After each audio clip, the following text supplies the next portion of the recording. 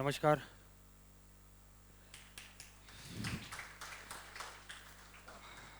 कुछ नहीं, जैसा डॉली जी ने बोला गो बैक, तो मैं आपको थोड़ा पीछे लेके चलता हूँ आपके बचपन में, शायद अच्छा लगेगा आप लोगों को। हम लोग चांदनी चौक में रहा करते थे और हमारा जो मकान था वो इस तरीके से 3 फ्लोर वाला हुआ करता था। वहाँ नॉर्मली सारे मकान ऐसे थे। और मैं बहुत शरारती बच्चा था और मैं क्या करता था, स्कूल से आते ही सबसे पहले छत पे भागता था। मैंने वहाँ एक टोकरी, कुछ कलर, कुछ दाने, ये सब छुपा के रखा हुआ था। और मेरा काम क्या होता था, टोकरी लगा के उसके संग रस्सी बांधो और दूर बैठ जाओ दाना डाल के। और मेरे घर में एक सबसे बड़ी खासियत ये थी कि टीन की एक शेड लगी थी और जो साथ की दीवारें थी उस पर बहुत सारी ब्रिक्स मेरे ग्रैंडफादर ने निकाल के रख दी थी। तो उनमें चिड़िया अपना घोंसला बनाती थी और वो चिड़िया नीचे दाने खाने आया करती थी और हम टोकरी की रस्सी खींच दिया करते थे, वो बंद, हाथ डाला, उसको खूब सारे कलर लगाए और उड़ा दिया।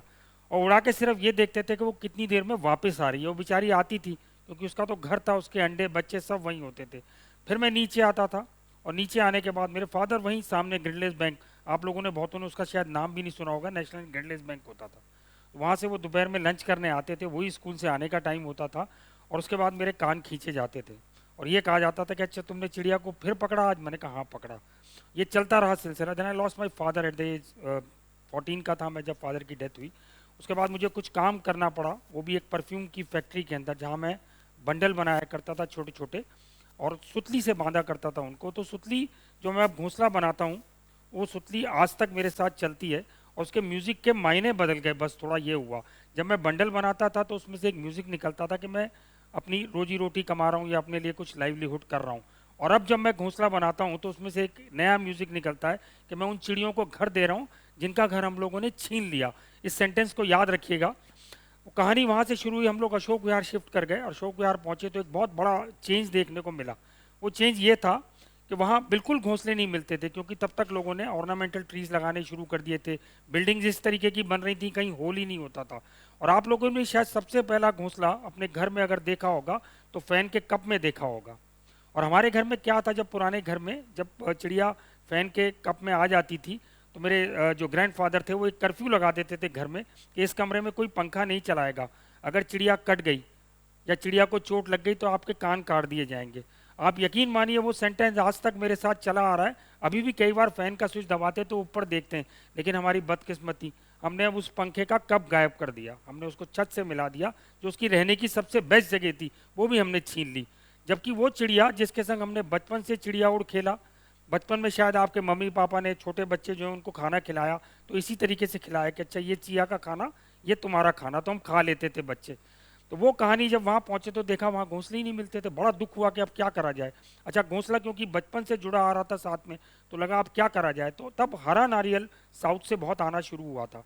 तो हम लोगों ने क्या करा, 40 हरे नारियल के लिए जो लोगों ने फेंक दिए थे उनको खाली करा। उनके चारों तरफ फेविकोल लगाई हमने, फेविकोल बहुत महंगी मिलती थी उस टाइम, और हमने लगाई। उसके बाद कूलर की घास लोगों से मांग ली जो उनके घर में से वेस्ट होती थी, उसको धो के साफ करा, उसके ऊपर लगा के रस्सी बांध के और 40 घोंसले हम लोगों ने पेड़ों पर लगा दिए। अब लगा दिए तो हमें लगा ये बहुत बड़ा काम हो गया, अब तो चिड़िया आ ही जाएगी। उसमें एक भी चिड़िया नहीं आई, 15 दिन तक कुछ नहीं हुआ उसके अंदर। बहुत गुस्सा आया, तो हमने कहा चीज़ को खोल के देखते हैं। अब एक एक करके हमने घोंसले निकालने शुरू करे तो 38 नंबर तक वो बिल्कुल खाली थे। 39 नंबर के अंदर दो बुलबुल के छोटे बच्चे थे जिसने एक होप दी। फिर वही हुआ, वहाँ से शिफ्ट करके हमें नोएडा जाना पड़ा। जब नोएडा पहुंचे then I join Sheila Dikshit ji, उनके घर में मैं और अनिमेश हम लोग इन्वायरमेंट की वर्कशॉप करा करते थे। फैमिली भी बढ़ गई थी, 48 की एज हो गई थी। और उस टाइम जब घोंसले की बात करते थे लोग कहते थे 48 की उम्र में घोंसला बनाओगे, क्या हो गया तुम्हारे को, और कोई काम नहीं आता। लेकिन नहीं, करेंगे करेंगे, ये काम भी करेंगे। तो वहाँ मैम ने कहा कि अच्छा मैं एक गड़ी मांडू में जंगल बना रही हूँ, वहाँ आप शुरू करिए। फरवरी का महीना था 2008 का। वो शायद टर्निंग पॉइंट था जिसने मुझे नेक्स्ट मैन ऑफ इंडिया बनाया या जो भी करा। और उस ज़माने में मुझे एक सज्जन मिले उस जंगल के अंदर, एक माली थे बुजुर्ग से। वो रोज़ देखते थे मैं आता हूँ घोंसला लगा के चला जाता हूँ, तो कॉल मी कि आप इधर आइए, क्या कर रहे हैं। एक सेंटेंस मैंने आपको बोला था, वही सेंटेंस उन्होंने रिपीट करा। तो उन्होंने मुझसे कहा क्या करते हैं, मैंने कहा घोंसले लगाता हूँ। तो इस सेट बैठिए, मैं बैठ गया उनके पास। तो इसके लिए इस काम को बंद मत करना क्योंकि ये बहुत मुकद्दस काम है और ये आपको बहुत आगे ले जाएगा, क्योंकि आप उनको घर दे रहे हो जिनका घर हम लोगों ने छीन लिया। तो इस काम को कंटिन्यू रखिएगा। और उन्होंने अपनी जेब में हाथ डाला और मुझे निकाल के कुछ दिया, तो मैंने वो लेके रख लिया। जब मैंने बाहर आके देखा तो वो 150 रुपीज़ थे। और वो 150 रुपीज़ इसलिए कनेक्टेड है मुझसे कि जब मैंने पहली नौकरी परफ्यूम की फैक्ट्री में करी थी बंडल बनाने की, तब भी मुझे 150 मिलते थे, लेकिन कट के मिलते थे, क्योंकि मैं जो बंडल बांधता था तब तो बहुत अलर्ट उम्र थी, तो जल्दी जल्दी बांध के भेज दो, तो उसमें कुछ शीशियाँ टूट जाती थी तो उसके पैसे कट जाते थे। तो लेकिन वो 150 रुपये आज तक मेरे पास रखे हैं, और वो मेरी लाइफ का एक सबसे बड़ा वो था जो मैंने सीखा कि हाँ, कभी कभी कैसा होता है, आपको कोई आदमी एक ऊपर से आता है या कोई ऐसा मैसेंजर मिलता है या खुदा का भेजा हुआ फरिश्ता मिलता है जो आपको एक रास्ता दिखाता है, तो वो रास्ता उन्होंने दिखा दिया, तो मैंने पक्का कर लिया कि यार ये काम तो करना ही है। फरवरी का महीना था 2008 के अंदर, बसंत पंचमी के बाद जब चिड़ियाएँ अपना घर ढूंढना शुरू करती हैं घोंसला बनाने के लिए, तो हमने वहीं नोएडा के अंदर ही एक कोंडली मार्केट है जो अनाज की मार्केट है, तो वहाँ हमने एक सबसे पहले एक जगह चुनी, और तब तक मैंने और मोनिका ने हम लोगों ने मिलकर बैम्बू स्टिक से घोंसले बनाने शुरू कर दिए थे। मैं आपको दिखाऊंगा अभी वो। तो हमने वो लिए के 20 घोंसले, और वहाँ पहुँचे, एक घर वाले से रिक्वेस्ट करी कि आपके घर में अगर हम एक घोंसला लगा दें और बाकी यहाँ रख दें, इसे लगा लो सर, इसमें चिड़िया आएगी क्यों, चिड़िया तो अपना घोंसला खुद बनाती है। और ये आज तक 62 साल की उम्र में मैं सुनता आ रहा हूँ कि आप घोंसला क्यों बना रहे हैं, चिड़िया तो घोंसला खुद बनाती है। खैर कोई बात नहीं, हमने लगा दिया एक घोंसला। 3 दिन तक कैमरा डॉक्यूमेंट्रीज करते थे, कैमरे लेके बैठे रहे, कोई चिड़िया नहीं आई उसके अंदर, 3 दिन तक बिल्कुल परेशान।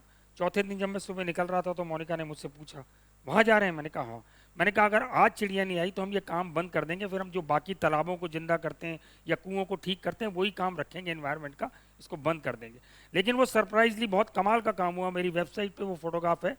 11 बजे तक मैं बैठा रहा, चिड़िया के आने का टाइम घोंसले में वही 7 से 11 और फिर शाम को 3 से 6 बजे तक का होता है, कोई चिड़िया नहीं आई। तो मैं जब कैमरे पैक कर रहा था तो अचानक मैंने देखा एक मेल स्पैरो उड़ता हुआ आया, और उसने उस घोंसले को चारों तरफ से देखा, बिल्कुल वैसे ही जैसे आप लोग कभी घर खरीदने जाते हैं या कुछ सामान खरीदने, तो उसकी चेकिंग करते हैं कि अच्छा ये ठीक है, इसकी वेंटिलेशन कैसी है, इसमें विंडो सिक्योरिटी क्या है, और वो फ्लाई बैक कर गया। फोटोग्राफ तो मैंने कर लिया, मुझे लगा शायद ये आएगा। 5 मिनट के बाद वो फीमेल के साथ आया, उनके मुंह में तिनके थे। वो मेरा पहला घोंसला था जो मेरे आंखों के सामने अडॉप्ट हुआ। वो 17 फरवरी की बात थी, और सबसे कमाल ये हुआ कि वो 17 फरवरी के बाद इस साल वर्ल्ड स्पैरो डे पे हम लोगों ने मेरठ के अंदर एक बहुत बड़ा प्रोग्राम शुरू करा, और उस दिन हमने अपने 6,50,000 घोंसले पूरे करे। सोचिए आप, 14 साल के अंदर 6,50,000।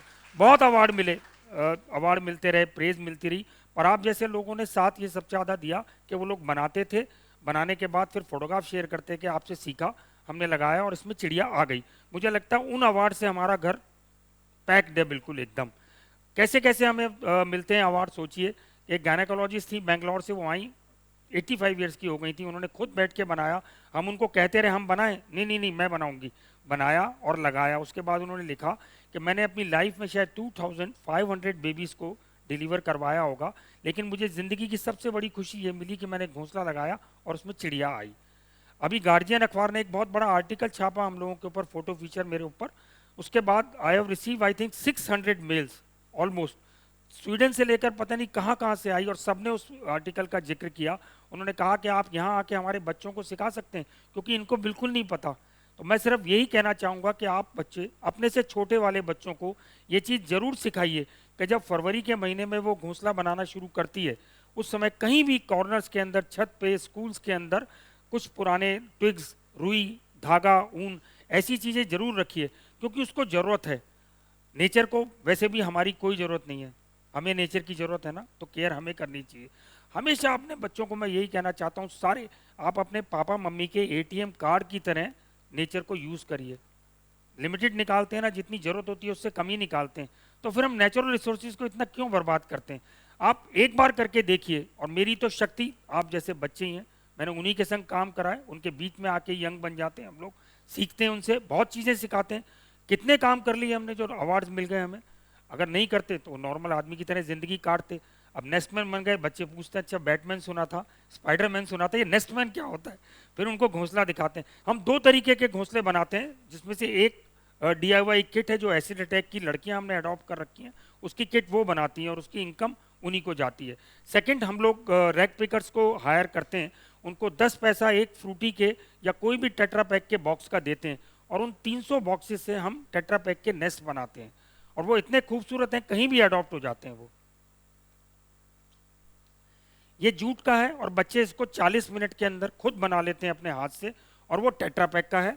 वो 300 फ्रूटी के डिब्बों से एक नेस्ट बनता है। कंप्रेस करके उसको बनाया जाता है। तो यही है, अच्छा लगता है जब आप लोगों से मिलते हैं, एक नई शक्ति मिलती है, फिर दोबारा करते हैं। टेडेक्स जब पहली बार करने के लिए कहा गया था तो बड़े हाथ पैर कांप रहे थे स्टेज पे जाते हुए, और बड़ा फक्र है कि 8 कर चुके और इस साल तक 10 और कर लेंगे कम से कम। Thank you, thank you, God bless you all.